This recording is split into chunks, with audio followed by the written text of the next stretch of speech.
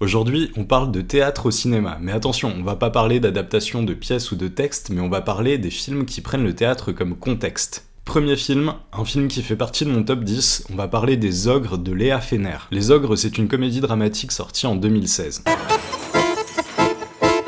Très bien, alors, si on coupe pas, eh ben on la remplace.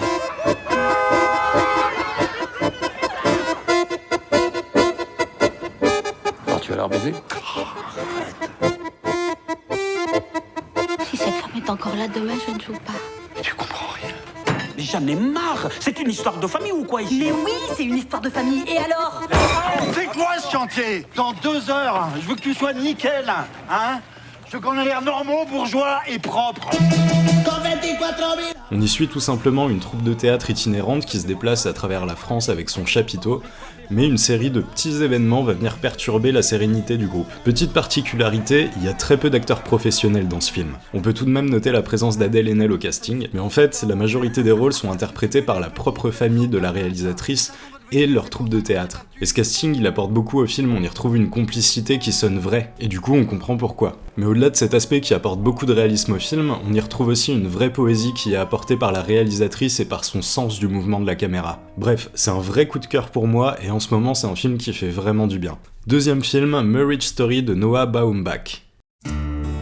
What I love about Nicole, she is a mother who plays, really plays. What I love about Charlie, he loves being a dad. He loves all the things you're supposed to hate, like waking up at night. She knows when to push me and when to leave me alone. He never lets other people keep him from what he wants to do. Dad, you're too far. I know. It's not easy for her to close a cabinet. He's incredibly neat. She's brave. He's brilliant. He's very competitive. Pour moi, c'est un des meilleurs films de 2019, voire tout simplement le meilleur. Le pitch, il est très simple. C'est l'histoire d'un divorce. Alors le lien avec le théâtre, il est beaucoup plus lointain dans ce film, mais chaque scène de répétition, de spectacle ou même de coulisses est très bien filmée. En fait, ce qui est génial dans ce film, c'est la direction des acteurs et la qualité du jeu. Entre Scarlett Johansson qui est impériale, Adam Driver qui nous fait presque oublier ses performances merdiques dans Star Wars, ou Laura Dern qui, elle, nous fait oublier... Non, en fait, on veut rien oublier de Laura Dern. Enfin bref, le casting est incroyable dans l'émotion, et l'émotion, il y en a. Et dans une période où nos rapports humains et sociaux sont extrêmement limités, bah ça fait du bien de voir ça. Troisième film, à l'ancienne, Les Enfants du Paradis. Alors je peux m'en aller ? Ben oui, vous êtes libre. Tant mieux, parce que moi j'adore ça, la liberté.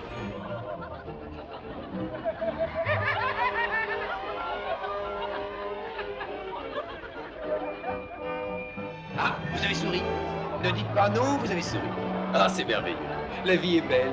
Et vous êtes comme elle, si belle. Vous êtes si belle, vous aussi. Pas qu'on m'appelle aussi pleure-misère, dit le lésineur, dit le rat, parce que je suis avare, comme un rat.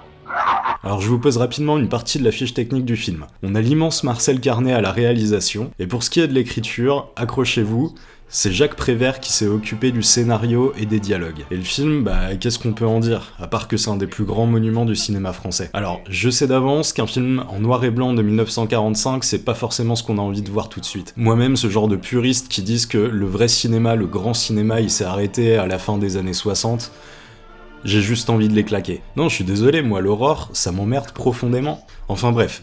Vous avez vu Sin City ? Du coup, vous avez pas de problème avec le noir et blanc. Vous trouvez qu'Edith Piaf ou les Beatles, c'est de la qualité ? Donc vous avez pas de problème avec ce qui est plus ancien. Donc vous avez aucune excuse pour pas regarder Les Enfants du Paradis. Bon, pour terminer, je vous en fais 3 à la volée. Birdman, je vais pas me répéter, j'en ai parlé dans l'avant-dernière vidéo des films à voir sur Netflix, c'est juste génial. Coup de feu sur Broadway, parce que c'est Woody Allen qui raconte l'histoire d'un mec qui veut monter sa pièce de théâtre à Broadway. Et enfin pour finir, Le Fantôme, parce que c'est un court-métrage écrit par John Rashid qui y tient aussi le rôle principal, et ça montre que sur YouTube aussi on peut trouver des choses de qualité. Bref, je pense que je vous ai redonné quelques petites idées, alors regardez des films.